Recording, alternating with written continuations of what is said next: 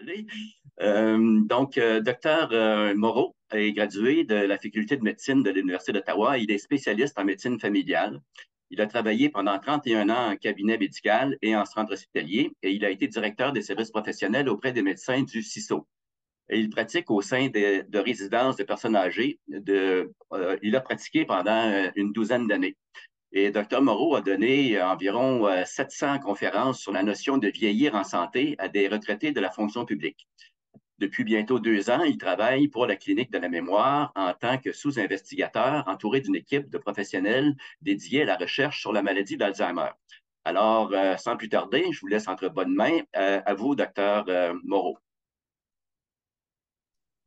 Merci, M. Derry. Bonjour à tout le monde. Ça nous fait plaisir de vous parler concernant la maladie d'Alzheimer. Je suis en présence de Anne-Sophie. Anne-Sophie est une psychométricienne et donc Anne-Sophie aura à se présenter tantôt. Qu'est-ce qu'elle fait exactement? Elle est une experte dans un domaine très, très pointu et vous allez trouver son travail tout à fait fascinant. Et donc, elle travaille au sein de la clinique de la mémoire. En ce qui concerne les conflits d'intérêts, évidemment, nous parlons de démence, nous parlons de maladie d'Alzheimer, et donc nous travaillons à la clinique de la mémoire, qui est une clinique privée qui fait de la recherche sur la maladie d'Alzheimer. Donc, c'est le seul conflit d'intérêts que nous avons, mais il doit être déclaré de façon très claire et honnête. Le sujet aujourd'hui, donc, nous allons parler de la maladie d'Alzheimer, qui est un type de démence, mais non seulement de la maladie elle-même, mais nous allons également parler des façons de prévenir ou tenter de prévenir la maladie d'Alzheimer. Nous allons couvrir la prédisposition génétique et nous aurons une section assez prononcée sur la prévention, les saines habitudes de vie, qui demeure un facteur contributeur très important pour prévenir la maladie. Donc, sans plus tarder, je vais partager mon écran avec vous et on va aller de l'avant. Si vous avez des questions, allons-y par le chat. Anne-Sophie va se faire un plaisir de répondre. Elle est très habilitée à le faire. Et donc, on va faire ça en équipe et j'espère que vous allez apprécier la conférence. Alors,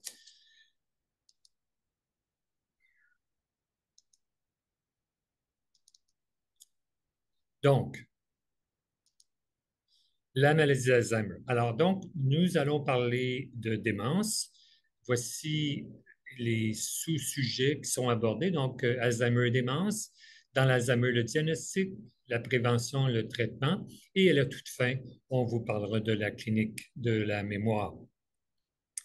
Vous savez, quand on parle de la maladie d'Alzheimer, on parle des maladies de cœur, on parle des maladies de rein, de foie, on parle des ACV. Dans le fond, c'est la même maladie, hein? C'est le vieillissement des cellules.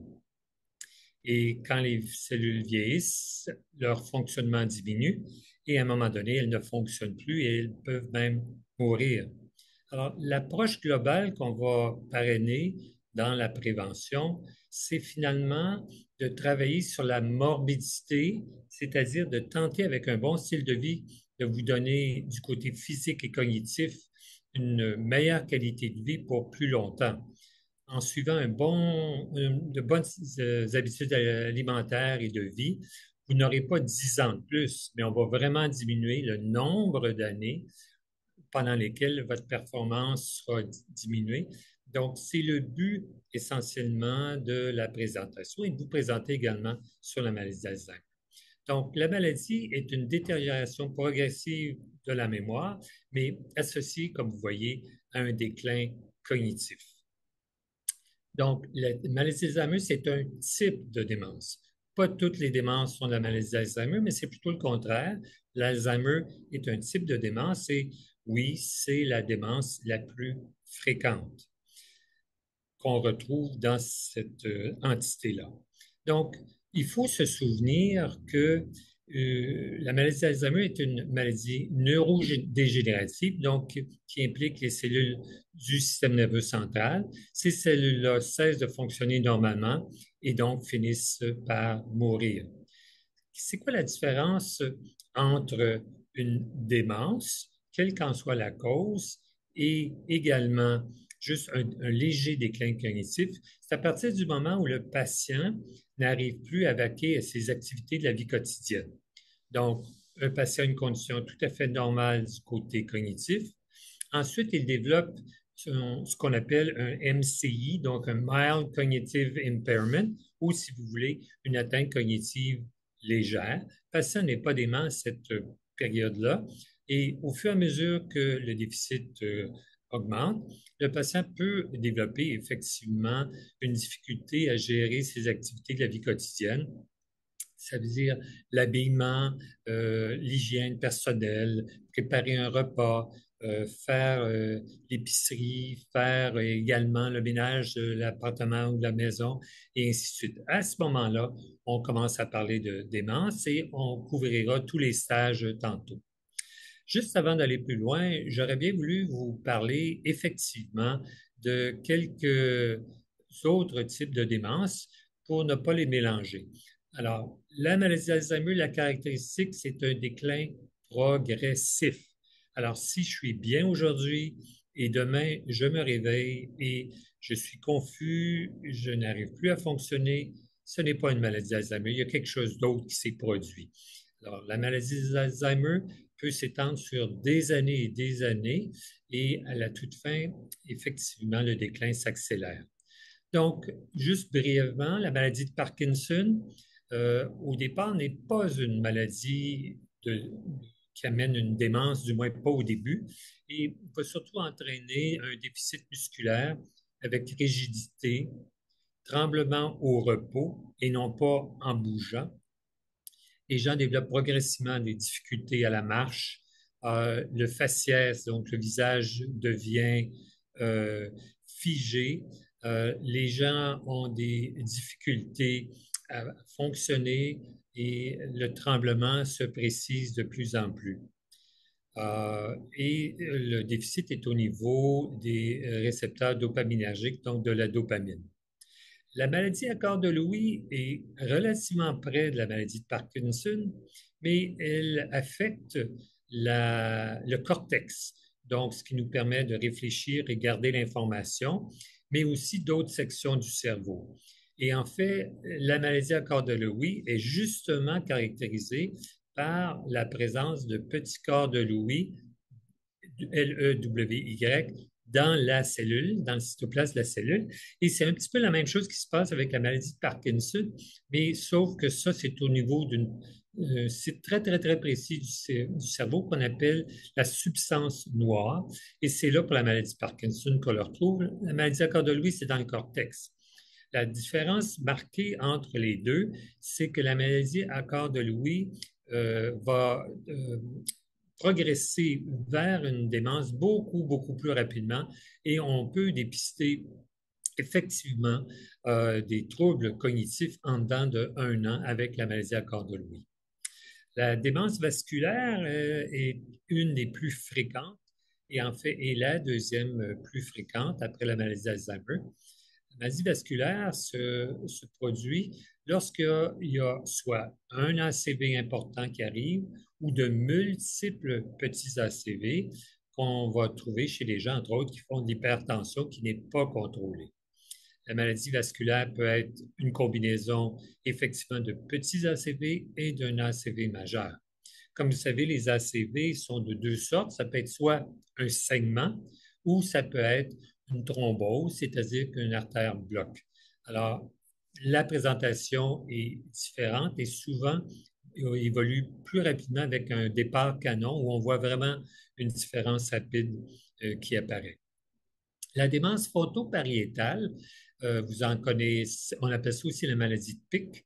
La démence frontopariétale, c'est une démence dont vous connaissez malheureusement un patient, donc M. Willis. Donc, Bruce Willis, c'est une démence frontopariétale, donc c'est connu du grand public. Ça affecte effectivement le lobe frontal et les lobes pariétaux. Donc, dépendant de l'endroit précis de la maladie, les déficits peuvent changer. Donc, la maladie au niveau frontal va donner des troubles de personnalité, des troubles de colère, Le patient peut être déprimé, agité, anxieux, et au niveau pariétal, va donner surtout des problèmes langagiers. La démence mixte, c'est une combinaison des deux, si vous voulez. Donc, la plupart du temps, c'est une combinaison de maladie d'Alzheimer avec une composante vasculaire. Donc, c'est mixte. Et encore là, dépendant où il y aura une atteinte, la présentation peut varier. La maladie de Huntington, c'est une maladie neurodégénérative qui est transmise génétiquement. La particularité de cette maladie-là, c'est que les gens vont développer cette maladie-là à l'âge adulte, donc fin trentaine, début quarantaine, au moment où ils ont déjà eu des enfants. Donc, ils ne le savaient pas au moment d'avoir des enfants. Et c'est ça le, le grand déficit qu'on voit dans cette maladie-là. Les gens vont effectivement développer des problèmes de personnalité, des problèmes de mémoire, des problèmes langagiers, d'agitation, de dépression très souvent. Euh, donc, mais c'est quand même assez rare. Finalement, l'alcool. L'alcool peut effectivement donner des délires. Il y a un délire associé à la consommation prolongée d'alcool qui peut apparaître, qu'on appelle la maladie de Wernicke, qui va donner les symptômes de tremblement, de rigidité, d'apparition relativement subite. Et ça, c'est dû non seulement à l'alcool, mais aussi une alimentation qui n'est pas à la hauteur et surtout un manque de vitamine B1, soit de thiamine. Et au niveau du délire de la maladie, on peut renverser la vapeur avec une alimentation saine, en arrêtant de boire et en prenant des suppléments de thiamine. Quand ce n'est pas corrigé, les gens vont progresser vers une maladie de Korsakoff. Et la maladie de Korsakoff, ça, c'est vraiment une démence. Elle est irréversible. Les gens vont présenter une démarche très chancelante avec rigidité, des troubles très prononcés de jugement. La mémoire est affectée et également les troubles langagiers peuvent apparaître. Donc, je vous dresse un tableau relativement concis des types de démence les plus fréquents qu'on va voir. Mais comme je vous disais, la maladie d'Alzheimer est la plus fréquente. En fait, la maladie d'Alzheimer, on a le risque de développer cette maladie-là à partir de 65 ans. Va doubler à tous les 5 ans. Donc, à partir de 65 ans, c'est une personne sur 10, mais à partir de 85 ans, on est déjà rendu à une personne sur 3. Le risque est plus élevé chez la femme. Donc, 2 tiers des patients avec Alzheimer sont des femmes, 1 tiers pour les hommes. Alors, si jamais vous vous demandez pourquoi plus fréquemment chez la femme, c'est tout simplement que les dames ont une espérance de vie qui est plus longue. Au Québec, on parle d'une différence d'environ 80,5 années chez les hommes et 84,5 chez les femmes. Et donc, si c'est à la fin, en vieillissant, qu'il y a de plus en plus de cas qui souffrent d'Alzheimer, ben, c'est certain qu'on va voir plus de femmes qui en souffrent que d'hommes. Il faut aussi comprendre que les dames ont, je pense, et c'est reconnu, un système immunitaire qui est plus fort, qui crée plus d'inflammation au niveau du cerveau, et ça peut contribuer effectivement à la maladie d'Alzheimer, dont tantôt on va parler de la pathophysiologie. Et l'incidence des cas va en augmentant, donc il y en a de plus en plus. La forme la plus courante, donc, des troubles de neurodégénération, donc les troubles neurodégénératifs, 50 à 80 sont de la maladie d'Alzheimer. Et la démence touche plus de 400 000 Canadiens âgés de plus que 65 ans. Si vous demandez combien il y a de Canadiens à peu près qui ont 65 ans et plus, c'est environ 7 millions. Donc, ça vous donne une bonne idée. 400 000 présentement sur 7 millions, c'est beaucoup. Et chaque année, il y a environ 76 000 nouveaux cas de démence qui sont diagnostiqués au pays. Énorme. Alors, la démence est un terme général. désignant un déclin des aptitudes mentales assez grave, comme je disais tantôt, pour affecter la vie quotidienne. Mais qui dit confusion, ce n'est pas nécessairement une démence. Alors donc, il y a des patients qui peuvent souffrir, par exemple, d'insomnie. Et oui, ces gens-là vont moins bien fonctionner, vont arriver à moins se concentrer. Euh, et là-dedans, souvent, on devrait parler de la médication que les gens vont prendre pour favoriser le sommeil. Cette médication-là peut donner en soi de la confusion. Je parle, par exemple, de prendre du Gravol pour dormir ou des Sominex pour dormir. Ça peut donner effectivement de la confusion. Et les hypnotiques, donc les pilules pour dormir, peuvent en donner. Et plus on vieillit, plus notre cerveau est vulnérable. À noter également que ces pilules pour dormir-là, en passant, peuvent définitivement contribuer à des chutes. Et qui dit chute dit immobilisation, dit douleur, dit médicament pour la douleur, et vous voyez le cercle vicieux qui s'installe. L'anxiété, l'anxiété est un fort facteur qui peut donner de la confusion. Les gens vont se concentrer sur ce qui se passe dans leur vie, non pas sur le moment présent, vont avoir de la difficulté à retenir l'information, vont oublier l'information qui leur est donnée à l'instant, vont oublier les noms des gens qui leur sont présentés. Un gros facteur qui s'ajoute à d'autres, comme par exemple monsieur qui ne dort pas bien, qui est anxieux, comme vous voyez à droite, monsieur qui est déprimé, gros facteur également qui peut donner de la confusion. Et combien de fois c'est arrivé dans ma carrière d'avoir rencontré des gens de plus de 65 ans qui étaient confus, qui semblaient avoir de plus en plus de difficultés à fonctionner. En rencontrant la famille, bon, on arrivait à préciser que oui, il y avait peut-être une dépression sous-jacente. On traite et avec un antidépresseur, avec l'accord de la famille, du patient, et en dedans d'1 à 2 mois, on voit une nette amélioration. Donc, ce n'était pas la démence, c'était une dépression qui avait un impact au niveau du cerveau. Des problèmes métaboliques, comme des problèmes de thyroïde. Pourquoi c'est une dame? Parce que les problèmes de thyroïde sont nettement plus fréquents chez les dames. Ça peut être de l'hyperthyroïdie, donc la glande thyroïde produit trop d'hormones, de synthroïde, ou la glande thyroïde, et ça peut être de l'hypothyroïdie, qui est beaucoup, beaucoup plus fréquent, mais aussi qui peut donner des problèmes confusionnels. La vitamine B12, qu'on retrouve dans plusieurs aliments, donc un manque peut contribuer. Et si je peux m'exprimer ici, des drogues, j'ai inclus là-dedans le cannabis, ça peut être des médicaments prescrits ou qu'on achète sur la tablette, l'alcool, cigarette est là. Donc, ça, ce sont des facteurs qui contribuent globalement à une atteinte du cerveau. Et il ne faut pas oublier que notre cerveau, en vieillissant, devient plus vulnérable à toutes ces petites choses-là. Et également, et je reviens sur ça, sur les médicaments, même prescrits pour de bonnes raisons, chez les gens de plus de 70 ans, il y a environ 40 des gens qui prennent plus que 10 familles différentes de médicaments prescrits et environ 25 prennent plus que 6 familles différentes de médicaments.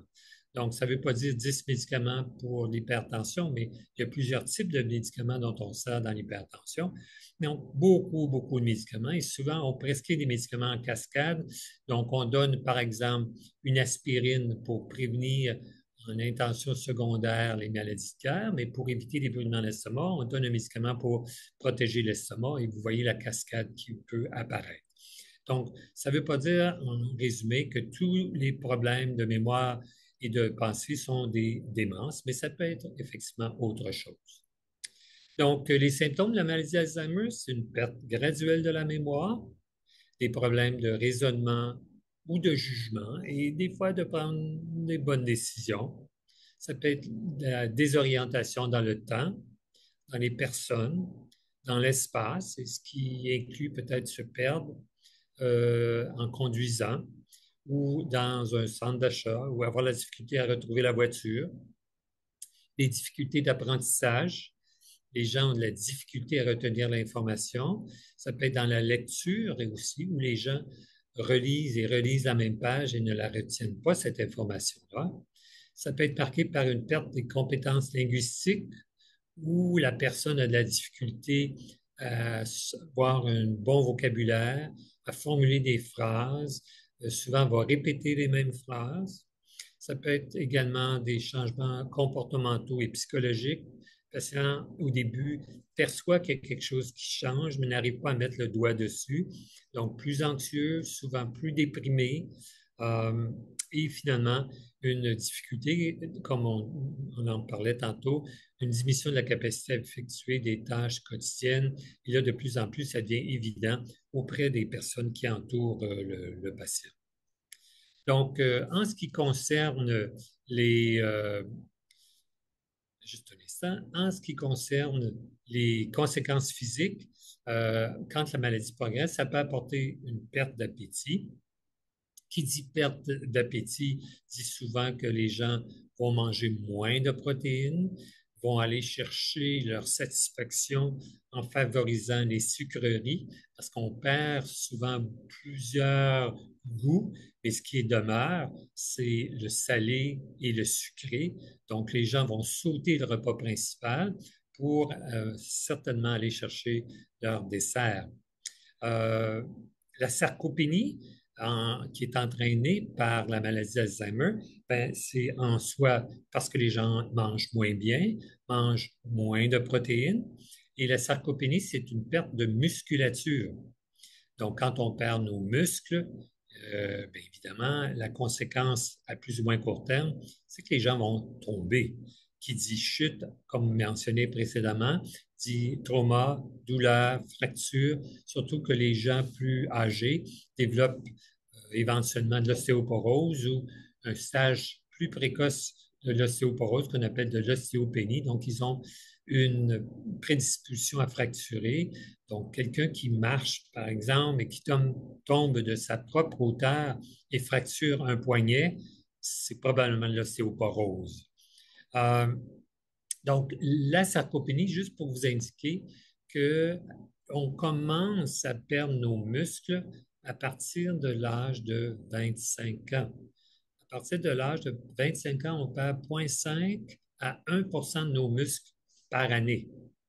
Alors, vous pouvez imaginer que si on n'entretient pas nos muscles, on ne bouge pas suffisamment, on ne mange pas correctement, on risque plus tard d'avoir des problèmes musculaires, d'équilibre, de force, de chute, etc. D'où l'importance de rester actif et de bien manger. En ce qui concerne les hémorragies cérébrales, bien, évidemment, lors des chutes, on peut avoir un trauma crânien saigné, mais particulièrement dans la maladie d'Alzheimer, il y a l'accumulation de protéines dont on va parler tantôt, et les gens développent une vasculopathie, c'est-à-dire une inflammation, une irritation des artères qui peuvent saigner au niveau du cerveau, causer des hémorragies. Donc, oui, les gens souffrant de la maladie d'Alzheimer ont beaucoup plus tendance à avoir des hémorragies cérébrales et souvent de ces gens-là prennent également des anticoagulants euh, qu'on prend pour toutes sortes de raisons, dont des irrégularités cardiaques, mais aussi prennent ce qu'on appelle des antiplaquettaires, comme du Plavix ou de l'aspirine, qui vont empêcher les petits vaisseaux de se bloquer. Bien, ça peut causer des saignements. Les gens présentent des difficultés d'apprentissage, donc ne retiennent pas l'information ou les conseils qui leur sont donnés. On ne les blâme pas, mais ça fait partie de la dynamique. Et les chutes dont on avait parlé tantôt, incluant les traumas crâniens. Alors, à quel moment on doit s'inquiéter? Bien, on s'inquiète quand on voit apparaître des oublis bénins, mais qui sont fréquents. La recherche fréquente de noms de personnes familières, des amis, des anciens collègues de travail, le nom du patron. Quand on répète la même question dans un court délai, et ça, c'est le vécu que nous avons tous les jours. Les patients oublient qu'ils ont posé la question, donc répètent et un bout leur dit, oui, vous venez de poser la question. Et dès que c'est passé, ils répètent encore la question. Quand l'histoire familiale est positive, soit un membre de premier degré, donc père, mère frère ou sœur qui auraient une maladie d'Alzheimer ou plusieurs membres de la même famille, du même côté, des cousins, des oncles, des tantes, oui. Quand il y a effectivement des déficits, quand on va voir des... Pardon, je vais juste bouger un petit peu. OK. Quand l'histoire de famille est possible, l'hésitation du choix des mots, on en a parlé tantôt, et des déficits qui sont remarqués par les proches et accompagnés de déni fréquent. Donc, le patient s'est égaré, il conduisait, il s'est égaré. Euh, on lui demande, mais qu'est-ce qui s'est passé? Non, non, non, je ne me suis pas égaré, je ne passe pas par là habituellement.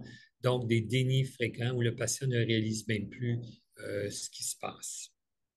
Donc, les stades de la démence, ben, le stade initial, c'est quand effectivement ça apparaît très, très, très progressivement. Euh, Ensuite, le stade intermédiaire, ben, c'est assez facile. On voit que c'est la progression, la perte d'autonomie qui apparaît et avancé quand le patient devient de plus en plus dépendant. C'est trop facile. Je pense que les gens veulent savoir plus. Donc, je vais vous présenter plus en détail les différents stades de la démence et en commençant par les deux aux extrêmes. Donc, au début, au stade numéro un, le déclin est non perceptible, puis il n'y a aucun indice subjectif ni objectif que le patient présente. Donc, le patient ne sait même pas qu'il y a quelque chose qui se passe et la famille n'a pas rien remarqué non plus. Ensuite, à stade numéro 7, la démence est sévère et le patient devient complètement, à ce moment-là, dépendant, n'arrive plus du tout à fonctionner. En ce qui concerne les 2, 3, 4, 5, 6, je vais vous les présenter lentement. Donc, vous allez pouvoir euh, situer peut-être des amis chers ou des membres de famille où ils se trouveraient peut-être. Le niveau numéro 2, c'est un déficit cognitif qui est très, très léger. C'est purement au niveau subjectif. Donc, le patient se rend compte qu'il a une certaine hésitation dans ses mots, qu'il a tendance à devoir porter plus attention sur la direction, où est-ce qu'il s'en va quand il conduit un véhicule automobile. Euh, il a de la difficulté à aller à des endroits ou à retrouver des choses où est-ce qu'il allait auparavant, ou à retrouver des choses dont il se sert habituellement, des objets. Il ne se souvient plus où il les a placés. Euh, il oublie des noms qu'il connaissait. En entrevue, ça paraît très peu et au travail ou socialement, ça ne paraît pas encore. Alors ça, ce serait le stade numéro 2. Le stade numéro 3, c'est un déficit cognitif qui est léger. Donc là, le président, c'était très léger. Donc, dans celui-ci, la personne se perd assez facilement dans des endroits non familiers. Les confrères au travail, les consoeurs au travail remarquent une performance qui diminue. Le patient cherche beaucoup des mots, a de la difficulté de plus en plus à formuler des phrases. Les noms sont oubliés. Euh, donc, il lit, il retient peu l'information. Euh, il oublie le nom des gens qu'on lui présente. Il présente des troubles de concentration. Et là, la performance est vraiment diminuée au travail et en socialisation. Les dénis augmentent encore plus et l'anxiété apparaît parce que le patient de plus en plus réalise qu'il y a quelque chose qui se passe, il a de la difficulté à fonctionner et c'est anxiogène. Dans la phase numéro 4, le patient, donc, qui est un déclin cognitif qui est modéré, ben là, ça devient évident lors des questionnements cognitifs qu'on va faire et Anne-Sophie va vous en parler tantôt. Donc, oui, on peut dépister assez facilement. Le patient ou la personne oublie des histoires ou des détails de sa propre histoire. Donc, par exemple, à quelle université il est allé, euh, qu'est-ce qu'il a fait au début ou quelle concentration il avait pris en étudiant. Alors, des détails que le patient commence à oublier. Des difficultés de concentration dans des subtractions, pardon. Donc, le patient a de plus en plus de difficultés avec les calculs. Les dénis augmentent encore plus. l'affect devient plat, le patient perd un petit peu sa joie de vivre. C'est ce qu'on appelle, il présente une anédonie. Donc, de plus en plus de difficultés à jouir de la vie et il commence à se retirer des tâches qui sont difficiles parce qu'il n'arrive plus à les faire et ça le rend encore plus anxieux. Au niveau numéro 5, le patient là, a vraiment besoin d'aide pour fonctionner. Il peut faire peut-être des choses de base comme s'habiller, encore capable de vaquer tout à fait correctement à son hygiène, mais il a de la difficulté avec des objets comme le micro-ondes ou se préparer un thé, un café. Euh, les appareils, c'est difficile pour lui ou elle. Et ça, on appelle ça de l'apraxie.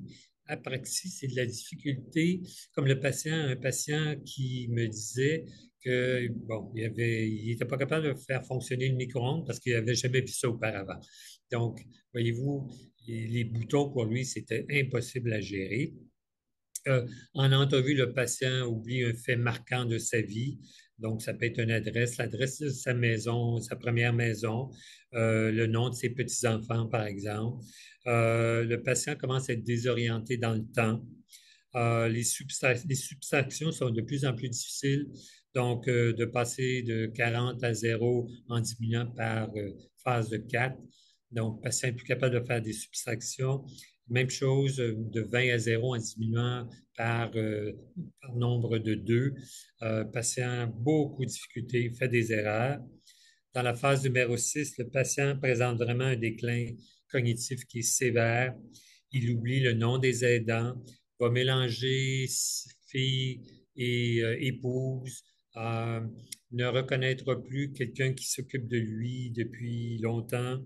Là, les déficits dans les calculs sont encore plus prononcés.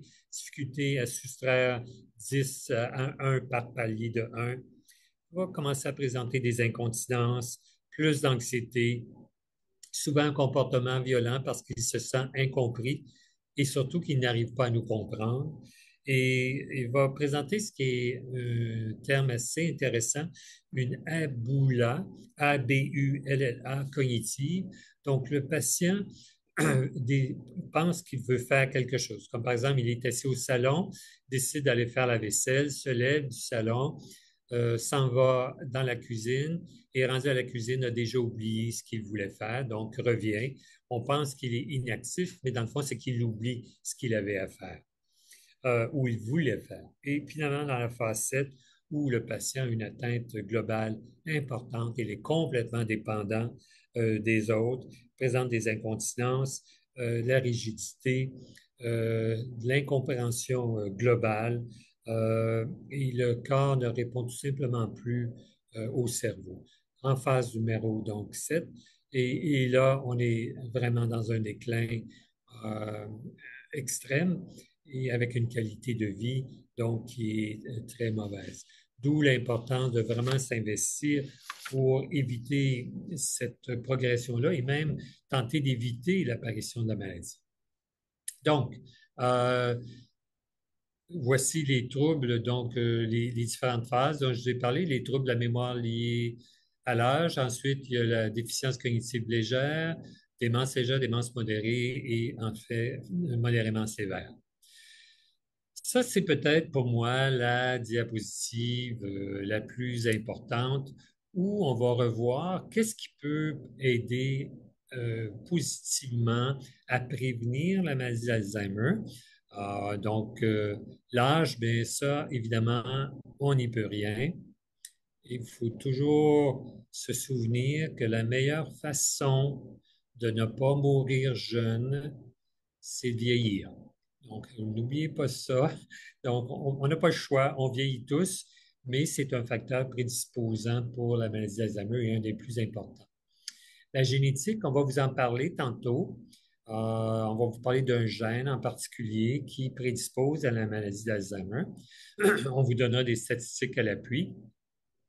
L'alimentation, l'alimentation, le régime alimentaire le plus recommandé dans la prévention des maladies vasculaires, des maladies artérielles et également la maladie d'Alzheimer, c'est le régime méditerranéen que l'on connaît assez bien. Je vais vous le présenter dans la diapositive suivante.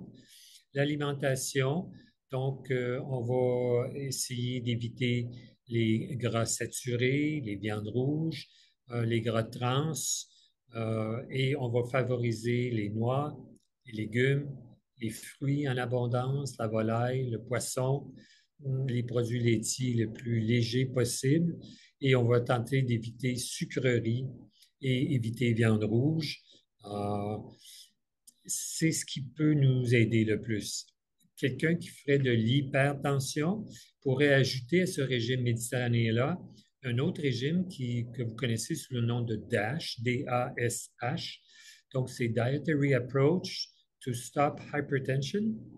Donc, ça recoupe allègrement le régime méditerranéen, mais avec une diminution de la quantité de sel, entre autres, qui est plus marquée. Vous savez, si jamais vous ne savez pas, vous savez, l'hypertension a une association avec le sodium et, pardon, 40 des maladies cardiaques sont causées par l'hypertension. 40. Et quand on voit que la quantité de sel dans les aliments qu'on consomme, c'est vraiment, vraiment significatif. Je vais juste vous donner quelques chiffres. Le sodium, 2300 mg par jour qu'on devrait prendre. 2300 mg de sodium par jour. Alors, donc, c'est quoi ça, 2300 mg? Ben, c'est une cuillerée à thé de sel, c'est 2300 mg de sodium. Et une cuillère à soupe de sauce soya légère, c'est 960 mg de sodium. La légère. Alors, la régulière, c'est 1200. Alors, voyez-vous, c'est super facile de dépasser la quantité de sodium. En ce qui concerne l'alimentation, juste un mot pour vous dire que si quelqu'un désire perdre du poids, oui, une bonne alimentation, de l'activité physique, mais c'est surtout la quantité de calories absorbées qui va influencer la perte de poids. Donc, si je vais chez Tim Hortons pour un beigne, puis c'est 250 calories, puis 250 calories, c'est l'équivalent d'une marche rapide pendant 1 heure. Vous voyez que c'est beaucoup plus facile de diminuer l'alimentation que de couper dans les calories que d'aller marcher. Mais la marche est d'une importance vitale aussi, ou les activités physiques, je vais vous en parler. La stimulation intellectuelle est importante aussi. Et ça, c'est au niveau, il y a 4 niveaux ou 4 façons d'aborder ça. La stimulation intellectuelle, ça peut être au niveau créatif. Donc, si vous voulez de faire de la peinture, de la musique, de faire du jardinage, qui est une activité créative, donc de se stimuler. Ensuite, des activités éducatives, comme vous faites présentement, ou suivre des cours, retourner à l'université, oui, lire évidemment, important. Euh, la vie sociale importante, d'être ensemble, de partager, de faire du bénévolat, de s'impliquer, je ne sais pas moi, auprès de votre communauté, votre paroisse, ce que vous voudrez ou ce qui vous passionne. Et finalement, des jeux et de l'entraînement, comme ça peut être des jeux d'échecs, ça peut être du sudoku, ça peut être jouer à des jeux de société en famille ou entre amis. C'est vraiment rémunérateur du côté cognitif. Donc, juste pour revenir, des activités créatives, des activités éducatives, des activités d'entraînement et effectivement des activités de socialisation. L'exercice incontournable, tout à fait incontournable. Et ceux qui ont le plus grand gain au niveau de l'exercice, c'est ceux qui n'en faisaient pas du tout et qui commencent à en faire. Bien, une fois que quelqu'un commence à se mobiliser 5 à 10 minutes par jour, il y a un gain. On suggère, selon Santé Canada, 150 à 300 minutes d'activité par semaine de niveau intermédiaire. Ça ne veut pas dire d'aller courir en montant une côte. Ça veut dire que quand vous marchez, vous venez un petit peu en sueur, mais vous arrivez encore à parler à quelqu'un, mais vous marchez d'un bon pas.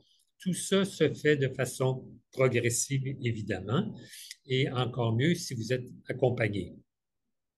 Deux notions sur l'exercice. Premièrement, si vous attendez qu'il fasse beau dehors pour aller marcher, comme aujourd'hui, vous n'irez jamais ou très peu souvent. Donc, je me plais toujours à dire qu'il n'y a pas de mauvaise température, à moins d'extrême. Il n'y a que de mauvais vêtements. On s'habille bien et on bouge et vous n'aurez pas froid.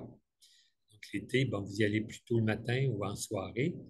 Et les 5 étapes, quand vous êtes intéressé à bouger, les 5 étapes à franchir, la première, c'est pourquoi vous voulez commencer à faire l'exercice.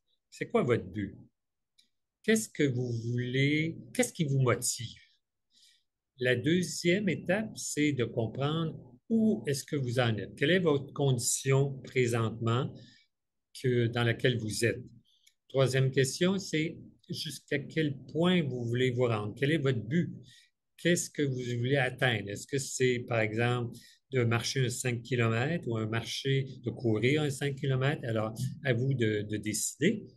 Ensuite, quatrièmement, qu'est-ce que vous allez faire quand il va y avoir des imprévus ou des obstacles?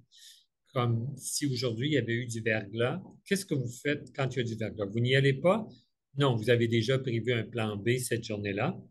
Et la cinquième étape, c'est de vous projeter dans le futur. Comment vous allez vous sentir quand vous allez atteindre votre objectif? Comment vous allez vous sentir physiquement et psychologiquement? Les maladies cardiovasculaires, rappelez-vous que les artères vont partout, du bout des orteils jusqu'au cerveau. Alors, tout ce que vous allez faire pour protéger les artères du cœur, ça va également protéger les artères de votre cerveau.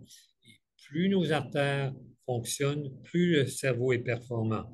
Définitivement, moins de pilules à prendre également, il ne faut pas oublier ça. Donc, maladie cardiovasculaire, puis ça, on va le protéger en traitant les facteurs de risque, donc le cholestérol, l'hypertension, le diabète qui vient ensuite, sont des facteurs qui nous prédisposent amplement, malheureusement, ces maladies artérielles-là. Le diabète, comme vous savez, diabète de type 1, qu'on retrouve surtout chez les très jeunes qui ne produisent plus d'insuline. Type 2, c'est surtout dans notre groupe d'âge. Donc, il faut avoir un diabète qui est sous contrôle, avec une alimentation appropriée, des activités physiques appropriées. Et il existe maintenant un diabète de type 3 qui est lié au diabète et son implication au niveau du cerveau, où ça crée beaucoup, beaucoup d'inflammation et ça accélère les maladies cognitives. Et donc, on a même appelé ça maintenant le diabète de type 3. Le sommeil, on y revient encore. Investissez dans votre sommeil. Ça aide beaucoup votre cerveau.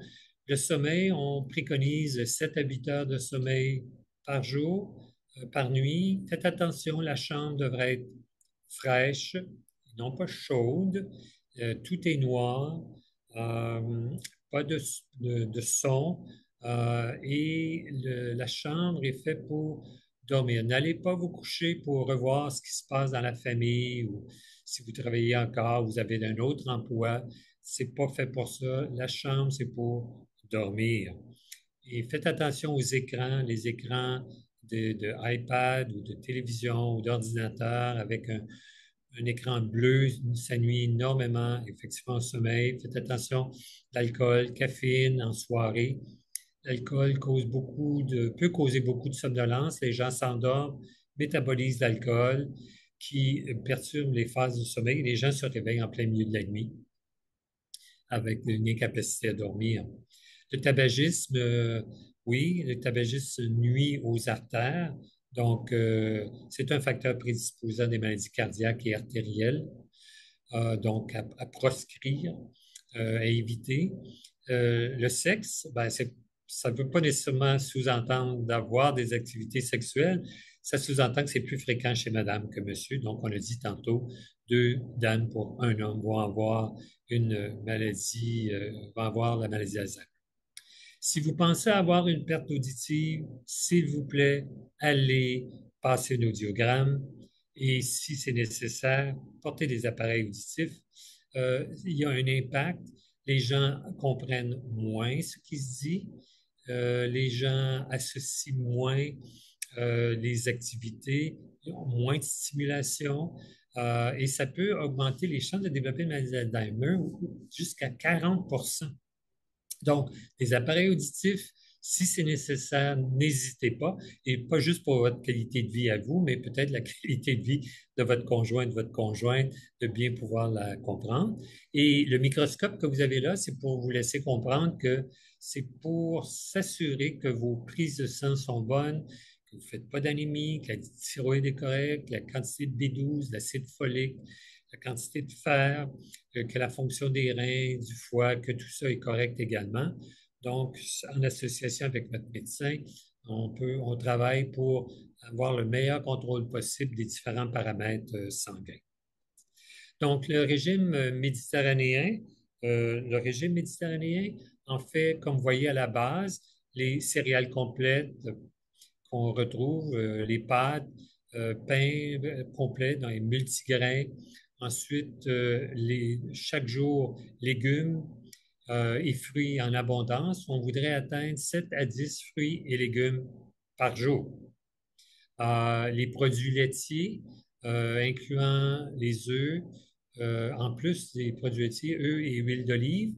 Euh, Si vous me demandez lequel des fromages est le plus recommandé, c'est une question super facile.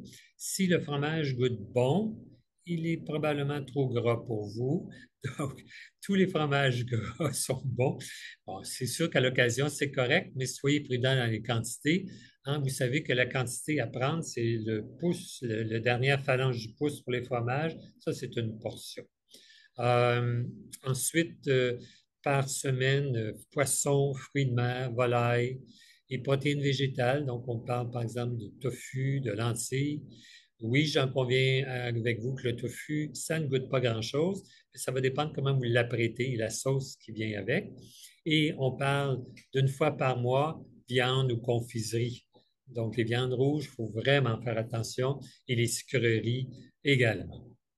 Euh, Qu'est-ce qui cause la maladie d'Alzheimer? Ben, c'est la présence de protéines qui s'accumulent.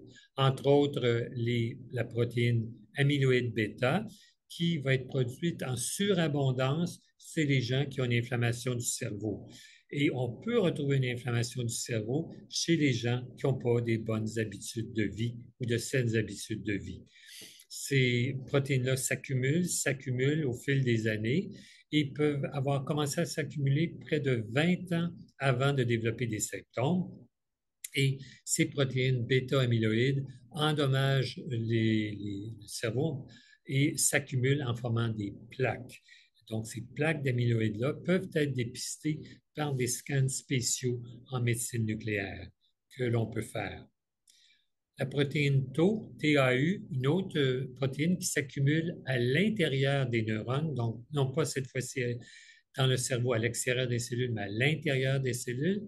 Donc la protéine Tau s'accumule et nuit à la conduction électrique d'une cellule à l'autre, ce qu'on appelle la synapse, et se transmet en fait même d'une cellule à l'autre. Et cette protéine Tau-là, elle a été changée, elle est altérée et elle ne fonctionne pas correctement. Et à un moment donné, c'est comme s'il y avait trop d'oiseaux sur le fil électrique et ça n'arrive plus à fonctionner. La cellule devient dysfonctionnelle et contamine les autres autour. Puis une réponse immunitaire qui est très, très sévère. Et oui, effectivement, des maladies au niveau du cerveau. Et donc, par exemple, on a vu une certaine association entre la COVID et des troubles cognitifs qui sont apparus à cause d'une réponse immunitaire très forte au niveau du cerveau. Mais cette inflammation-là, on la voit apparaître également avec les protéines associées à la maladie d'Alzheimer. Donc, plus il y a de protéines, plus ça cause d'inflammation, puis plus il y a de l'inflammation, plus ça accentue la production de ces protéines anormales, protéines amyloïdes et protéines tau. Alors, vous voyez ici, il y a un agrégat ici de protéines bêta-amyloïdes qui forment une plaque et vous avez également des microfilaments qui apparaissent à l'intérieur des cellules et qui vont se contaminer une à l'autre avec la protéine tau. Donc, on voit sur une résonance magnétique la plaque d'amyloïde et les microfilaments qui s'accumulent avec les cellules qui occasionnent donc la perte cognitive progressive. Ça. Ensuite, parlons génétique. La génétique, vous savez que sur nos chromosomes, on a le DNA. Alors, le DNA, c'est notre livre d'instruction. Et le DNA contient toute l'information pour produire les protéines qui sont responsables de la couleur de nos yeux, couleur de nos cheveux, couleur de notre peau, notre grandeur.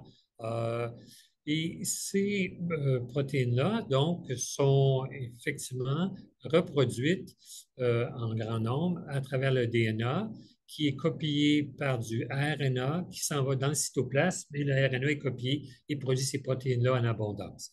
Pour la maladie d'Alzheimer, il y a une vingtaine de gènes qui sont associés, mais des trois qui sont les plus importants, il y en a un qui est de loin le plus important, qui s'appelle l'apolipoprotéine, que vous voyez en haut à droite. Alors, l'ApoE peut apparaître en trois copies différentes. Une copie qu'on va obtenir de notre père et une copie qu'on va obtenir de notre mère, comme toutes les autres protéines. Donc, l'ApoE numéro 2 a un effet protecteur pour la maladie d'Alzheimer. L'ApoE numéro 3 a un effet neutre et l'ApoE4 a un effet qui va augmenter les chances d'avoir la maladie d'Alzheimer.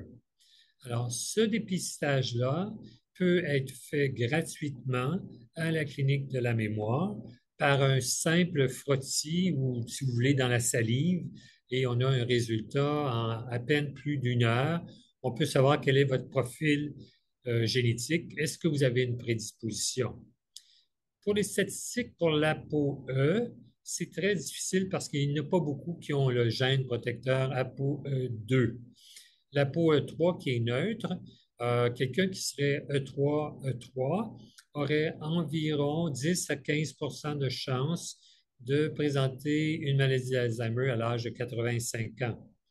Donc, si la personne avait eu les deux copies E3 de ses parents, comme je dis, le profil le plus fréquent qu'on voit. ApoE3, E4, la prédisposition augmente de 10 à 15 et il va maintenant monter à 20 à 25 et quelqu'un qui aurait ApoE4, E4, là, on monte à 40-50 Donc, les gens qui ont le gène E4 produisent plus de protéines bêta-amyloïdes et la meilleure défense qu'on a contre ça pour tenter de se débarrasser de ça, c'est le bon style de vie, des saines habitudes alimentaires et d'avoir une circulation artérielle optimale pour se débarrasser de ces protéines. Donc oui, on peut être testé et ça ne veut pas dire que quelqu'un qui est ApoE4, E4 va développer la maladie d'Alzheimer, mais il y aurait une chance sur deux. Mais il y a 1 de la population qui est ApoE4, mais des gens qui ont la maladie d'Alzheimer, il y en a 20 pardon, des gens qui ont ApoE4, donc 1 mais les gens qui ont la maladie d'Alzheimer, il y en a quand même 20 qui étaient E4, E4. Donc, c'est juste une prédisposition. Ça ne veut pas dire que les gens qui l'ont, le E4, vont se retrouver avec la maladie. Alors, qui sommes-nous à la clinique de la mémoire? Bien, il y a une clinique à Gatineau, une à Ottawa et une en construction à Montréal. Nous, on fait de la recherche clinique, donc purement sur la maladie d'Alzheimer. On informe les patients et on parle de prévention aussi. On fait le dépistage, on fait une préévaluation téléphonique. Les gens sont invités, s'ils le désirent, et c'est toujours sur une base volontaire, à participer à des programmes de recherche, toujours sur une base volontaire, sachant que le patient a toujours la possibilité de dire non, ça ne m'intéresse pas.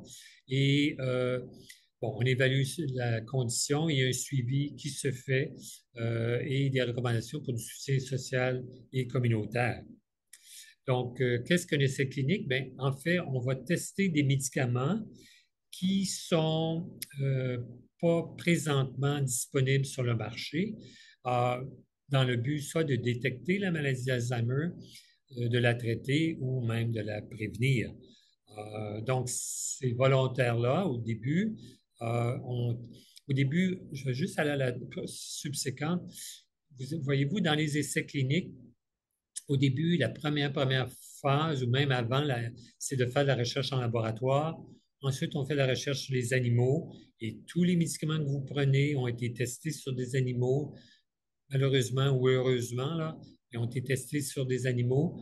Ensuite, dans une phase 1, on fait des essais sur un nombre. Habituellement, ce sont des patients qui sont en bonne santé, qui n'ont pas de maladie. On fait juste vérifier la sécurité du produit sur un tout petit nombre, hein. Ça peut être une dizaine de patients en phase 1.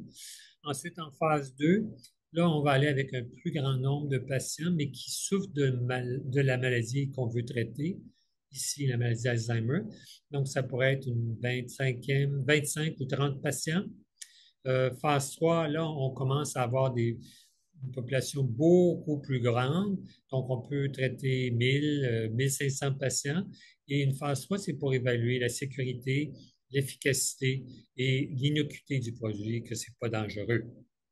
Euh, il y a une approbation qui se fait au niveau de la mise en marché et ensuite, pardon, on revient à la phase, on arrive à une phase 4 qui est le suivi qui s'opère pendant une fois que ça a été mis en marché. Si jamais un médicament est employé pour une raison ou approuvé pour une raison, comme par exemple un antidépresseur, et qu'on veut se servir de ce médicament-là pour traiter la douleur, ce qui existe beaucoup. Donc, le médicament passe pour cette raison-là d'une phase 4 à une phase 3 et on va utiliser le médicament pour un usage qui est autre.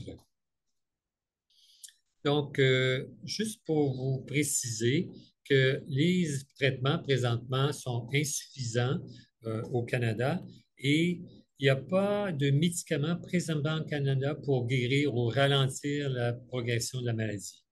Donc, les médicaments qui sont couverts par OIP ou par la RAMQ vont traiter les symptômes, vont fonctionner pendant quelques mois, 6 mois à 12 mois, et tant mieux, mais ça ne va pas à la base du problème de la maladie d'Alzheimer. Euh, donc, c'est seulement pour réduire les symptômes et ça ne fonctionne pas pour tout le monde non plus. Et on doit vous avouer qu'il n'y a aucun nouveau traitement qui va traiter, qui va aller à la base et traiter la maladie d'Alzheimer. En fait, il n'y en a pas depuis 2005 au Canada, donc ça va bientôt faire 20 ans qu'il n'y a même pas de nouveaux médicaments pour diminuer les symptômes de la maladie d'Alzheimer. Il y a présentement 143 agents qui sont étudiés dans 172 études différentes. À la Clinique de la mémoire, on fait présentement environ 12 études différentes sur des médicaments qui ont été approuvés aux États-Unis, par exemple, pas encore au Canada, donc dans un suivi clinique qui est très, très rigoureux aux différentes cliniques de la mémoire. Alors, comment fonctionne la participation à un essai clinique? Euh, bien, euh, c'est toujours gratuit. Il n'y a jamais de frais pour le patient, ni pour les prises de sang, ni pour les scans, ni pour les médicaments. Le service est toujours excessivement confidentiel. En fait, on donne un numéro d'étude au patient et on fonctionne avec le numéro. On revoit l'histoire médicale, on fait des tests de dépistage de la mémoire. Anne-Sophie va vous en parler bientôt. Puis si on ne trouve rien qui est significatif du côté de la mémoire, ben on vous dit non, vous êtes trop bon pour nous. Puis on peut vous relancer dans un an, vous nous rappelez dans un an, c'est tout. Mais oui, c'est gratuit et vous n'avez jamais besoin d'être référé par un médecin. Vous pouvez seulement communiquer avec la clinique. Euh, donc, il y a des rencontres d'information, signature de formulaire. Donc, les rencontres d'information, on fait juste présenter une étude qui pourrait vous intéresser, qui correspond à votre profil. Et vous pouvez retourner à la maison avec le consentement à lire, puis tout simplement décider non, ça ne m'intéresse pas, et c'est correct, on arrête là. Signature, si ça vous intéresse, des formulaires de consentement, il y a une période de sélection pour s'assurer que oui, même si vous voulez puis qu'on veut, on puisse vous sélectionner pour telle ou telle étude. Ensuite, il y a une période de prise de traitement expérimental du placebo, parce que toute étude sérieuse demande la prise d'un placebo. Le placebo étant un médicament qui n'a aucun pouvoir de traiter, mais ils présentent les mêmes caractéristiques extérieures, quoique des traitements à double insu, donc soit un placebo ou le vrai médicament, le patient ne sait pas ce qu'il prend des deux et nous non plus. Donc, c'est pour ça que c'est un double insu. Ni le chercheur, ni le patient ne sait ce qu'il prend.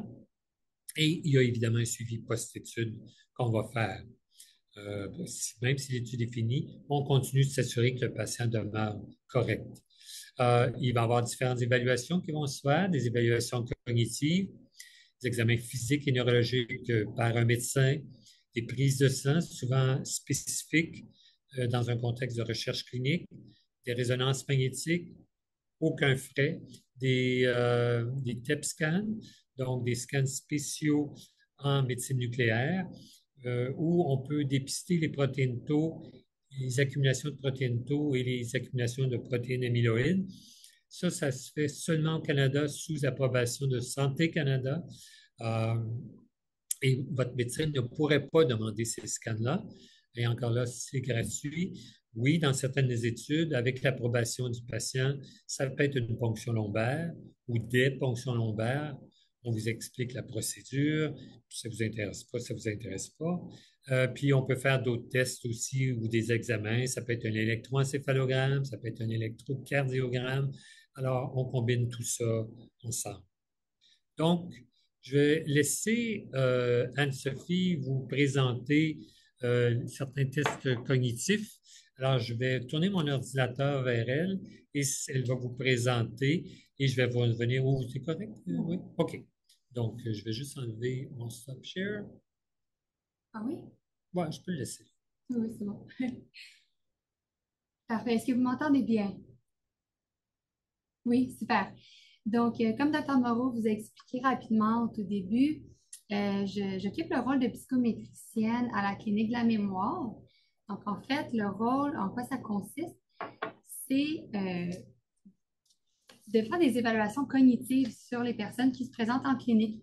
Donc, c'est des échelles qui vont nous permettre d'évaluer, en fait, s'il y a un déclin cognitif et d'en déterminer son évolution. Il y a plusieurs échelles qui sont disponibles pour faire de telles évaluations. Les deux plus standardisés qu'on utilise présentement à la clinique de la mémoire à la première rencontre, c'est celui qu'on appelle le Montreal Cognitive Assessment ou le MoCA. C'est une échelle qui va évaluer plusieurs facettes de la mémoire, donc la dénomination, l'orientation, l'attention, le langage, l'abstraction et bien évidemment la mémoire. Le tout basé sur un résultat de 30. Donc, avec le résultat qu'on obtient à la fin de ce test-ci, on peut essayer de se situer sur un certain tableau à voir à quel degré la personne présente un déclin cognitif et quelles sont les étapes par la suite.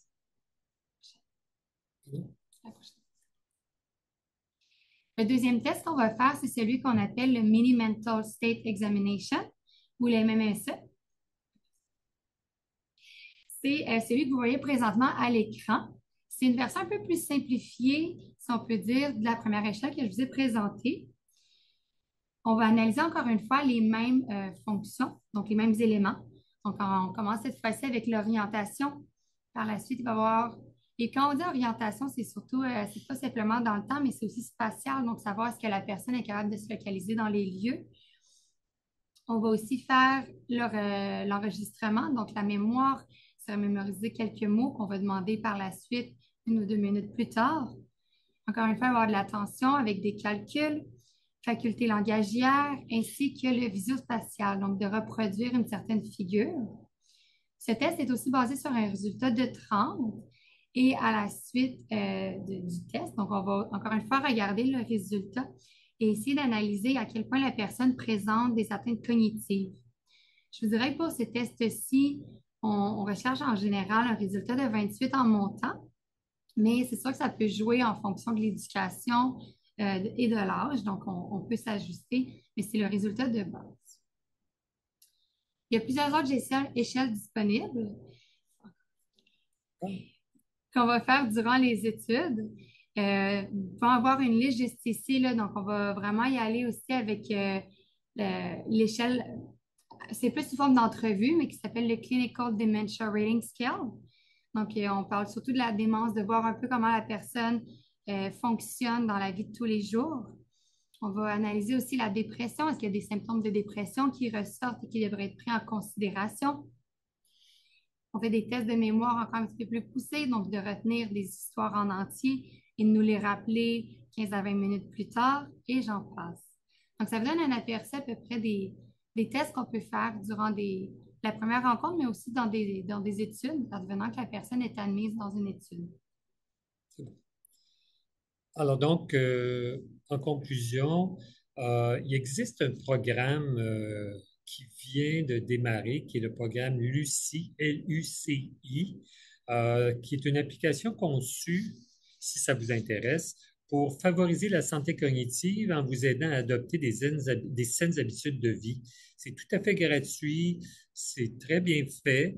Alors, luci, luci.ca, vous pouvez aller voir si vous avez un intérêt pour ça. Puis il y a même des gens qui peuvent vous guider, vous accompagner là-dedans. Donc, c'est juste une référence que je vous donne comme ça. En résumé, la maladie d'Alzheimer est un type de démence.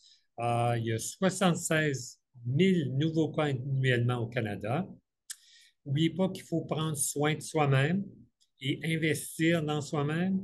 Si vous ne prenez pas soin de vous-même, il n'y a personne qui va le faire pour vous. Et surtout, intervenir tôt. Hein? Ce n'est pas quand la maladie a progressé et que l'atteinte est significative qu'on va pouvoir renverser la vapeur, mais c'est vraiment au début.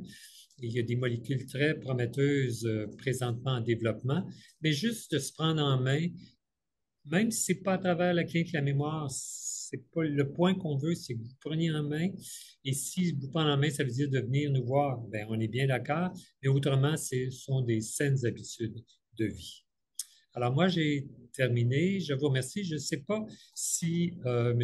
Derry, vous vouliez qu'on procède aux questions ou je sais qu'Anne-Sophie est en train de répondre à à des chats. Alors, je vous laisse aller. Oui, bien, merci beaucoup, Dr. Moreau. Excellente conférence. Un grand merci. Il y a eu plusieurs questions qui ont été posées sur le chat. Et puis, justement, Anne-Sophie y a répondu.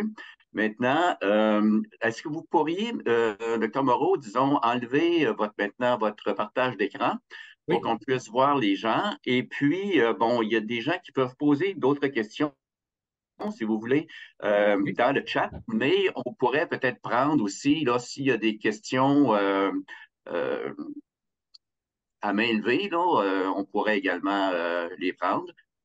Donc, je vous invite, là, si quelqu'un préfère poser une question verbalement, d'aller dans le bas de votre écran et puis vous devriez avoir, c'est-à-dire vous devriez avoir là un endroit pour la main levée. Là. Vous pourriez lever la main. J'essaie de trouver l'endroit, là. Si quelqu'un l'a trouvé déjà, je vois que M. Roy l'a trouvé. Donc, très bien, M. Roy, voulez-vous poser votre question? Oui, allez-y. Oui, le conférencier a donné une référence pour faire un test personnel. J'ai vraiment pas saisi l'adresse. OK, il n'y a pas de souci, c'est lucie.ca, mais Anne-Sophie va va le partager avec vous, monsieur. Merci. Ça me fait plaisir.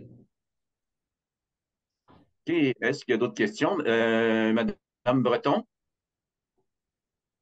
Oui, je voudrais savoir, dans les 7 stades d'évolution de la maladie présentée, à quel moment une demande d'aide à mourir serait recevable? Ouais, c'est une excellente question, madame. En fait, vous savez que présentement au Québec, le gouvernement travaille à émettre une politique de demande anticipée face à l'aide médicale à mourir advenant une perte, advenant une inaptitude. Alors, présentement, on n'en est pas là. Donc, présentement, je vous résume brièvement, là, tant que le patient présente une aptitude, si l'aptitude est encore là, le patient peut prendre une décision. Et là, on est vraiment dans une zone grise parce qu'on est dans une période de transition. J'ai de la difficulté à préciser. C'est facile pour les maladies cardiaques terminales, pulmonaires ou les cancers parce que le patient a encore toute son aptitude. Quand il devient inapte, présentement, ici, c'est vraiment, vraiment difficile et on devrait avoir quelque chose qui va sortir bientôt avec des demandes anticipées. Et là, on pourra être plus précis, madame, pour répondre à votre question. OK, merci, Madame Breton. Vous pourriez baisser la main. La main est levée toujours. Est-ce que vous avez une autre question? Non, d'accord. Est-ce qu'il y a d'autres personnes qui aimeraient poser une question? Soyez bien à l'aise, profitez de l'occasion de poser des questions sur une maladie qui est trop populaire, mais c'est important d'avoir le plus de renseignements possible pour la prévenir et savoir comment la traiter éventuellement. Est-ce que, donc, je crois qu'il n'y a pas d'autres questions. Moi, je vous inviterais vraiment tout le monde, s'il vous plaît. On vient de mettre un lien pour l'évaluation de la séance, ce qui serait très, très apprécié de nous, afin de toujours nous aider là, à nous améliorer. Ça prend moins d'une minute à répondre, donc il s'agit simplement de cliquer dessus là, avant de quitter. Et puis, on vous remercie là, à l'avance. Je vais en profiter peut-être pour les personnes intéressées. Je fais toujours ma petite promotion. Des Oui, questions? question, monsieur, allez-y. Monsieur Moreau, Bon, allez-y. Présentement, c'est que je n'ai pas de questions, mais j'ai vu une autre personne qui agitait la main et qui n'a pas été répondue. Peut-être que cette personne pourrait se manifester encore. J'aimerais connaître sa question.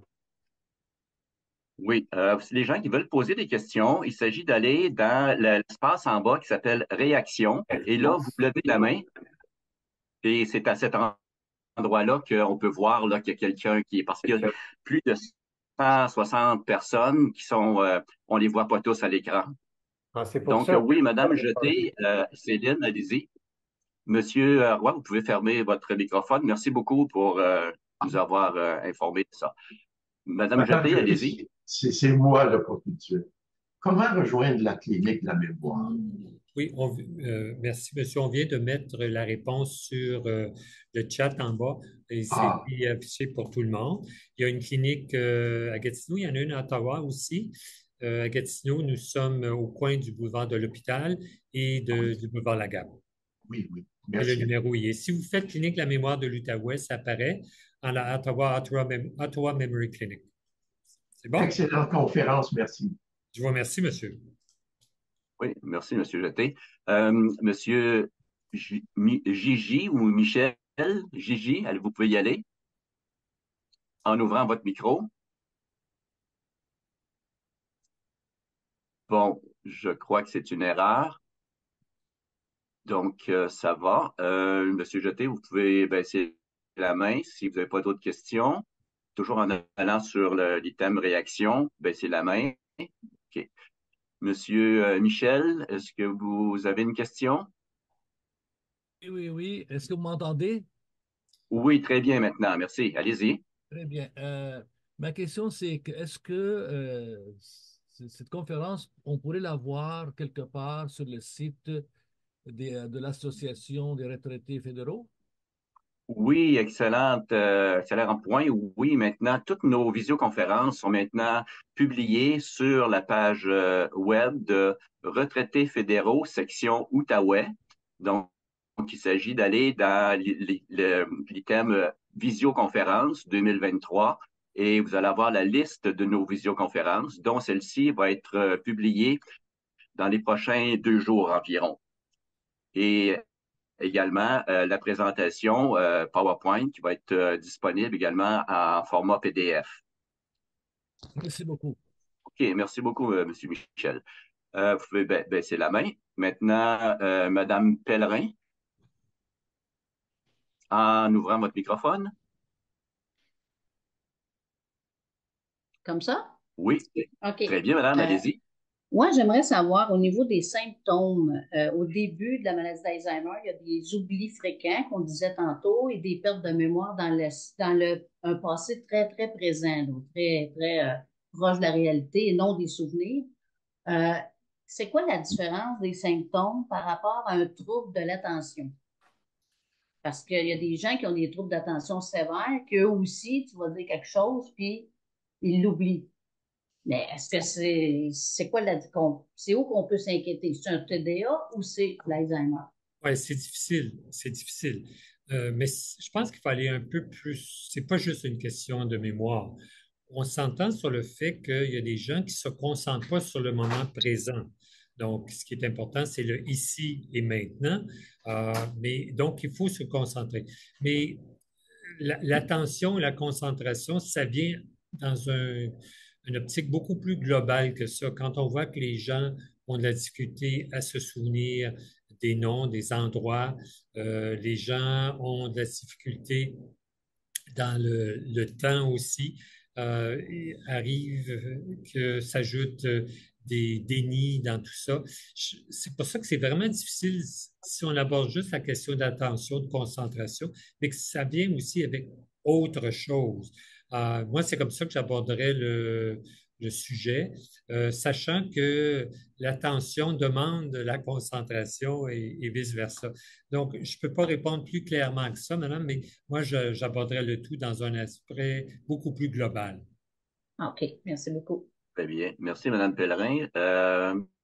Baissez la main. Maintenant, Mme Thibault, ouvrez votre microphone. Parfait, allez-y. Oui, bonjour. Merci beaucoup, Dr. Marot. C'était très Plaisir. intéressant. Je voulais savoir s'il y avait une clinique dans la région de Montréal.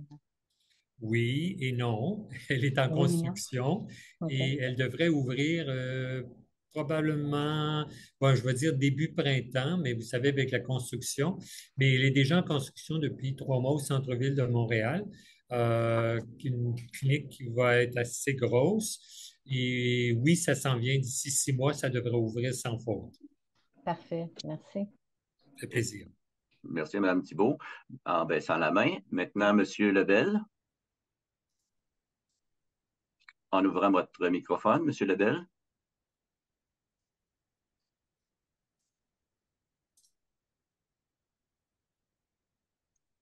Oui, M. Lebel, ouvrez votre microphone, s'il vous plaît.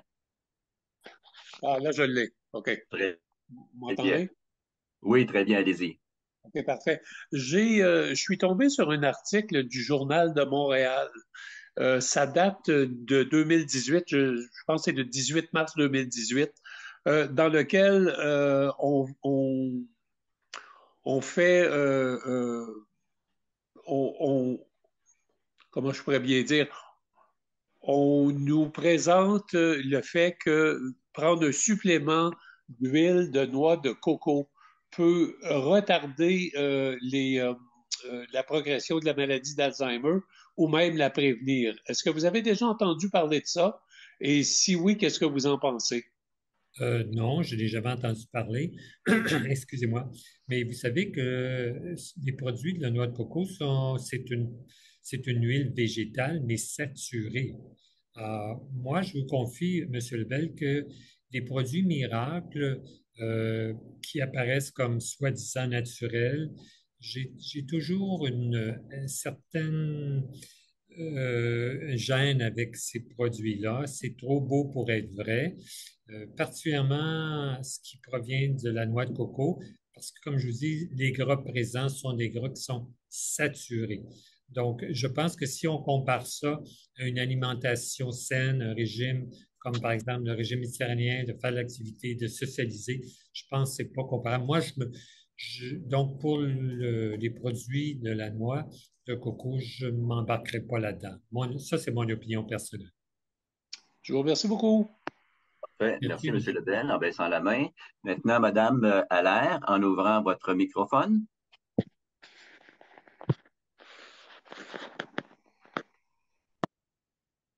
Bon, excusez-moi, juste une petite question. Pendant votre conférence, vous avez parlé à un moment donné, là, quand on parlait de sommeil, de tabagisme, de sexe, le plus fréquent chez les dames. J'ai pas trop compris. J'aimerais ça que vous... Pouvez-vous répéter ce que vous avez dit concernant le thème sexe, s'il vous plaît? Le fait que c'est plus fréquent chez les dames? Ouais, ben, en tout cas, c'était Oui. après le tabagisme, avant la perte auditive, vous avez parlé du thème sexe. Qu'est-ce que c'était? Ben, en fait, plus les gens vieillissent, hommes ou femmes, plus Oui. l'incidence ou les chances de développer la maladie d'Alzheimer augmentent.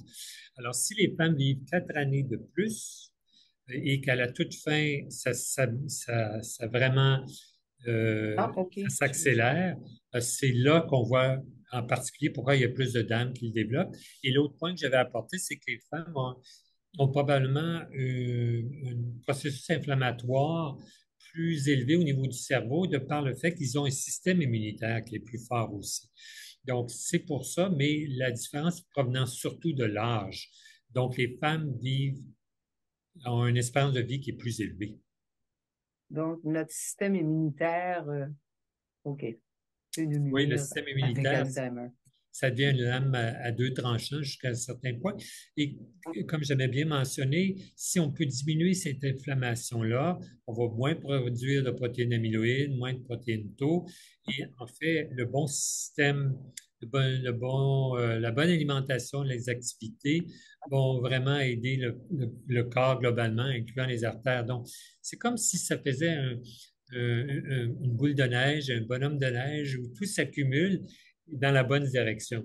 Donc, moi, je crois fermement à ça. Donc, les gens, en vieillissant, c'est le point que j'essaie d'apporter, vont vieillir en ayant une meilleure qualité de vie, vont pas nécessairement gagner beaucoup, beaucoup plus d'années, mais vont vraiment avoir une meilleure qualité. Bien. Merci beaucoup. Merci, Merci. Mme Allaire, en baissant la main. Et puis maintenant, Mme Gilbert, en ouvrant votre microphone. Oui, bonjour. Bonjour, Euh, Mme Gilbert. ben c'est ça. En fait, moi, ma question, c'est, moi, ma soeur, elle a été diagnostiquée, là, Alzheimer par les médecins. Oui. Mais quand vous parlez de déni, elle est vraiment dans le déni, mais complètement. Pour elle, elle n'est même pas Alzheimer. Fait que, tu sais, c'est comme difficile. On ne peut pas en parler, on ne peut pas rien faire. Tu sais, qu'est-ce qu'on peut faire pour aider ces personnes-là? Parce que, tu sais, quand on dit, tu sais, ça touche l'environnement, là, ben, la famille, puis tout ça, c'est sûr que nous autres, je pense je ne sais pas si on est plus touchés qu'elle, mais en tout cas, c'est certain que c'est très, très, très difficile. Puis, ben, c'est ça, je me posais comme question, si vous avez des idées de qu'est-ce qu'on peut faire comme pour les aider, parce que, tu sais, pour elle, c'est toujours comme, ben oui, tu sais, j'oublie comme tout le monde, mais j'oublie plus que vous parce que je suis plus vieille que vous. Oui. C'est ce qu'on appelle de l'agnosie. L'agnosie, c'est qu'on oublie qu'on oublie. Et pour nous, on n'a pas de problème. Et l'agnosie est difficile parce que le patient n'aura pas tendance à collaborer parce que lui, il n'a pas de problème. Donc, Non. je pense que la meilleure chose, c'est d'accumuler sans rien dire. Prenez note de ce qui se passe, la journée, la date, qu'est-ce qu'elle a dit, qu'est-ce qui s'est fait, c'est perdu. Et vous les accumulez tranquillement et ramenez-la, essayez de lui faire parler de ce dont elle se souvenait, ce dont elle se souvient dans le passé. Mais là, ça va être excellente pour le faire. Elle va se souvenir peut-être de la température qu'il faisait quand elle s'est mariée, ou ainsi de suite. Mais quand vous allez accumuler les choses, peut-être qu'elle va avoir oublié ce qu'elle a mangé le matin même. Et quand on lui présente de plus en plus de choses, comme regarde, tu ne te souviens pas de ce que tu as fait hier, tu as fait ça, ça, ça, mais tu n'étais pas capable de me le dire.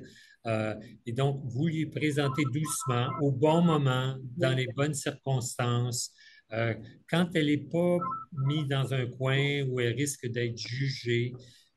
Puis peut-être lui présenter aussi le fait, est-ce qu'elle a confiance en vous? Est-ce qu'elle vous aime?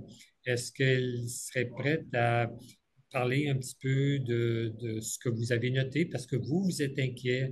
Il y en a d'autres qui sont inquiets et ça fait partie et lui offrir effectivement de venir. Mais c'est pas facile pour eux de faire ça parce qu'ils ne comprennent pas tout à fait ce qui se passe. Ils ont peur, ils sont anxieux, ils sont peut-être déprimés.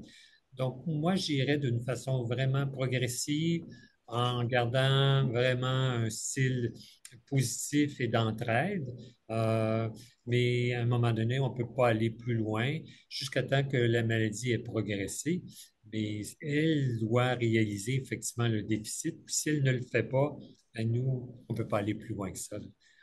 Et ça, on voyait ça souvent dans les résidences où les gens ne voyaient pas qu'il y avait un problème pour eux, mais ils n'étaient pas fonctionnels. Ben ouais, à un moment donné, elle m'a même dit, en parlant de son mari, elle dit, je pense qu'il fait de l'Alzheimer. Ben là, les deux bras m'ont tombé. J'ai dit, ben voyons. Elle dit, oui, elle dit, je te dis, il passe son temps à me faire répéter.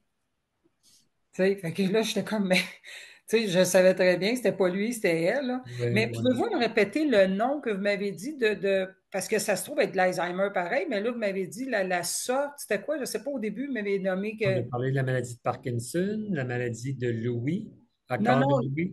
je parle au début de notre conversation, là, vous m'avez dit, c'est pas facile parce que cette Ah, sorte-là, c'est comme l'agnosie, A-G-N-O-S-I-E. AGNO. S-I-E. SIE, OK. Madame, aussi, nous avons eu des conférences de la Société d'Alzheimer de l'Outaouais. Je dois vous avouer que j'ai été très impressionné. Ils peuvent aider votre sœur, mais ils peuvent vous aider, vous, à approcher votre sœur. Ils offrent des services, de vraiment bons services, et ils ont des programmes de formation pour les personnes aidantes ou qui veulent s'impliquer. Alors, je pense que c'est à explorer avec beaucoup de, comment je pourrais dire ça, beaucoup d'anticipation parce que vous allez avoir d'excellentes réponses et d'accompagnement qui va se faire là-bas. Ah, c'est bon. Puis, Société d'Alzheimer de l'Outaouais. comment vous dites ça? La Société Ouais. d'Alzheimer de OK, l'Outaouais. d'Outaouais. OK, Oui, de l'Outaouais. OK, ben merci beaucoup. Ben, je ça suis fait bien plaisir, contente. madame. Puis, en passant, effectivement, c'était une excellente conférence. Je vous remercie, madame. Merci. Au Merci revoir. beaucoup, Mme Bonne journée. Gilbert. On va passer maintenant à Mme Pagé, avant m'assurer que Mme Allaire et Mme, c'est ça, ont bien fermé leur microphone et on passe à Mme Pagé. Oui, bonjour. Bonjour. Super intéressant, ouais, votre conférence. Maintenant, moi, mes deux parents ont eu l'Alzheimer. Ils sont décédés à 87 et 93 ans. Est-ce que ça me met beaucoup plus à risque qu'une autre personne qui n'a pas eu d'Alzheimer nécessairement dans la famille? Je vais poser une question qui semble bizarre, madame. Ça fait combien de temps qu'ils sont décédés? 2008, mon père et 2014, ma mère. OK. Parce que la recherche sur la maladie d'Alzheimer a beaucoup progressé. Ce qu'il Ah, s'agirait de déterminer, madame, c'est est-ce que c'était vraiment leur trouble cognitif ou leur démence? Est-ce que c'était vraiment une maladie d'Alzheimer? Ça peut être ça peut être mixte, donc une combinaison de deux. Mais plus les gens ont la maladie d'Alzheimer avec un début tardif, moins ça risque d'être héréditaire.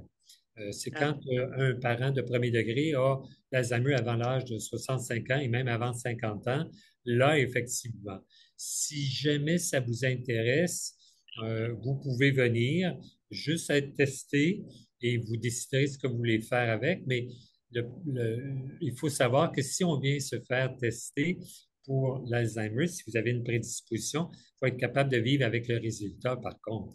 Donc, ouais. ça, c'est pas évident. Mais on voudrait tous savoir qu'on n'a pas ce gène-là. On voudrait tous le savoir. Mais si jamais c'est positif, ben, moi, je pense que j'aimerais mieux le savoir pour y travailler encore plus fort. Et ça, c'est une décision personnelle. Mais donc, pour répondre à votre question, le fait qu'ils étaient assez âgés est beaucoup moins inquiétant. Euh, vous avez des outils pour prévenir au fur et à mesure que vous et moi, on vieillit, on a des outils préventifs qu'on peut appliquer. Et si ça vous intéresse de savoir, vous avez juste à appeler puis prendre un rendez-vous. Ça Bon? semble très intéressant, mais je vais y réfléchir un petit peu avant. Puis je Oui? voulais aussi dire, la dame qui a parlé juste avant moi, Madame Gilbert, je pense, il y a des associations de proches aidants aussi. Oui? Mon conjoint a eu des problèmes de santé l'année dernière et ça nous a beaucoup aidé à passer au travers de ça, là. Oui, tout à fait. Il y a des associations pour proches aidants et eux offrent de l'aide aux proches aidants et ils ont même des gens, des sessions pour ça. Donc oui, la Société d'Alzheimer, c'est vraiment une ressource quasi inépuisable. Ben, merci beaucoup. Merci, madame. Au revoir. Excellent, merci beaucoup. Madame Tremblay, en ouvrant votre microphone.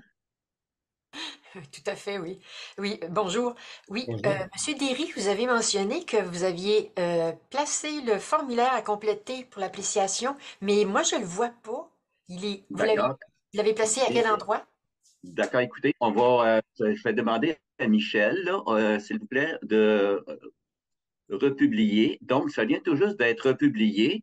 Vous voyez là, dans le chat, vous avez un lien là, qui vient d'apparaître. Est-ce que tout le monde le voit? Non, moi, je le vois. Moi, je le vois pas. Il faut cliquer là, sur chat Oui, je suis dans le chat, meeting chat, oui, et c'est là, ça. vous arrivez à la fin du chat, là, vous avez le Ah, lien. moi non plus, je le vois pas non Je le plus. vois pas, non?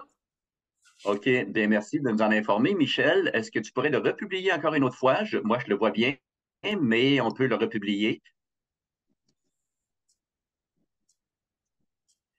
Michel, est-ce que tu peux le republier?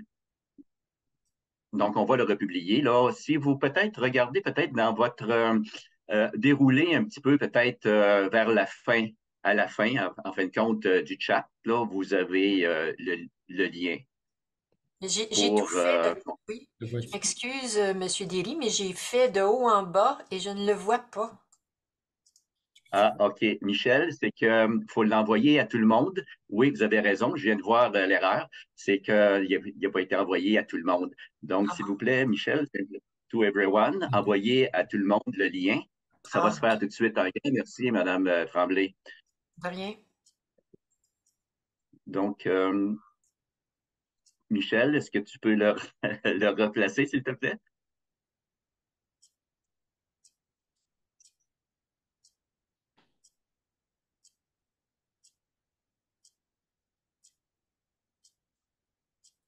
Michel, c'est toujours, tu l'envoies juste à une personne. Il faut l'envoyer à everyone, à tout le monde.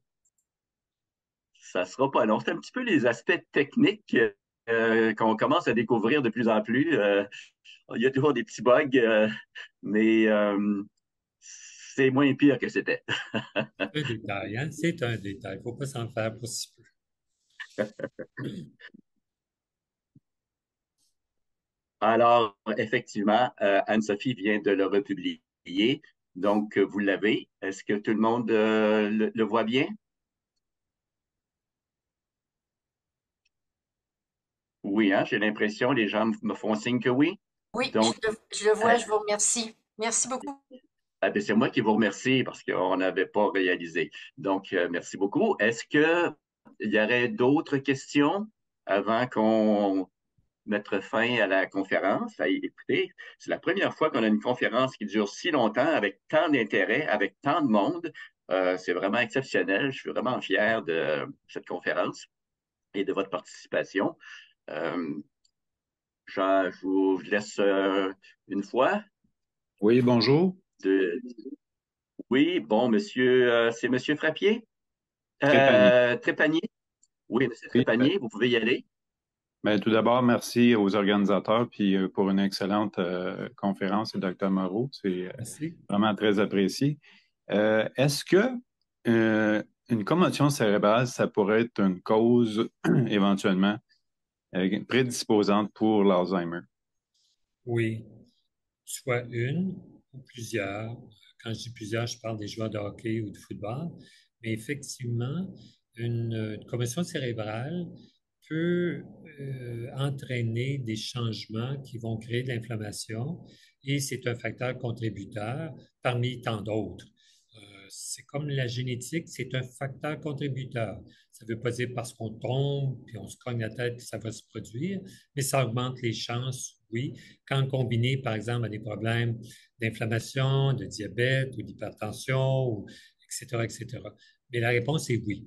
Et il faut s'assurer aussi que la maladie qu'on développe ou la condition qu'on développe suite à une commotion cérébrale n'est peut-être pas comme tel un processus de maladie d'Alzheimer, mais un processus évolutif suite à une pathologie précise reliée au trauma. Donc, comprenez-vous, ça peut être mixte à ce moment-là ou ça peut être purement secondaire à la commotion cérébrale.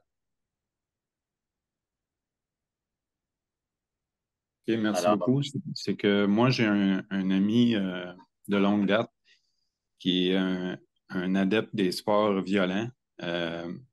Puis il a fait, à mon avis, plusieurs commotions. Puis c'est pour ça que je me posais cette question. Oui. Typiquement, vous voyez ça, monsieur, chez les footballeurs, avec les traumatismes crâniens à répétition. Puis on voit qu'ils ont développé dans la pathologie des micro-hémorragies multiples. Donc, ça serait pas autant une maladie d'Alzheimer, mais ça peut être combiné avec, vu qu'il y aurait de l'inflammation, comme je disais, donc ça pourrait être mixte. Donc, ça, on voit ça aussi chez les boxeurs, entre autres. très bien. Excellent. Merci beaucoup. Ça fait plaisir. Merci beaucoup pour votre question. Donc, s'il y a d'autres personnes qui désiraient poser des questions, allez-y dans l'espace réaction, dans l'option réaction en bas, levez la main et puis on va vous donner la parole. Comme on a déjà, je crois que comme on a déjà passé pas mal, on est à 11h41, maintenant on a commencé à 10h. Je vous lance, d'accord, Madame Link, une de nos bonnes membres de l'association. Allez-y, Madame Link. Bonjour, j'aimerais savoir ce que vous aviez dit au sujet de la B12, qu'il faut en prendre ou il ne faut pas en prendre. Je n'ai pas compris, ça a coupé, madame, juste quand est venu le mot spécial. Le mot clé, OK. B12, c'est bon ou c'est pas bon, le B12? Oui, la B12. En fait, la B12, comme vous le savez, c'est une vitamine qui est impliquée au niveau du système nerveux central. Un manque de B12 peut donner des problèmes de paresthésie, d'engourdissement, et quand la carence est sévère et prolongée, peut apporter des troubles cognitifs. La B12 peut souvent se voir non seulement par les gens qui en mangent peu, mais aussi chez les gens qui ne l'absorbent pas. Mais oui, une carence de B12 peut contribuer à des troubles cognitifs et des troubles au niveau de l'innervation périphérique de nos membres inférieurs, mais surtout inférieurs, mais également au niveau des membres supérieurs. Donc oui, ça peut créer une démence. Bon, ben merci beaucoup. Merci. Merci, Madame Link. Autre question? Je vais faire comme aux enchères, là. Une fois. Ça arrive à 3, c'est terminé. Hein? Donc, une fois, 2 fois. Est-ce que c'est le temps? Si vous avez une question, profitez-en pendant que ça passe. Il y avait une question 2 fois. Qui était là pour quel aliment pour la B12. On sait qu'un œuf contient la moitié de la B12 de la journée. Il y a beaucoup de B12, effectivement, dans la viande rouge, mais là, je viens de vous dire d'éviter. Alors, je vais faire juste une recherche Internet, juste demander quels aliments contiennent le plus de B12 et ça va sortir très, très facilement. OK, merci. Donc, j'étais rendu à 2 fois. D'autres questions? 2,5? Donc, écoutez, je crois qu'il ne reste plus de questions pour l'instant. Donc, il me reste, moi, premièrement, à vous remercier en grand nombre de votre participation et particulièrement remercier Dr. Moreau et Anne-Sophie pour votre excellente présentation et les réponses aux questions très claires.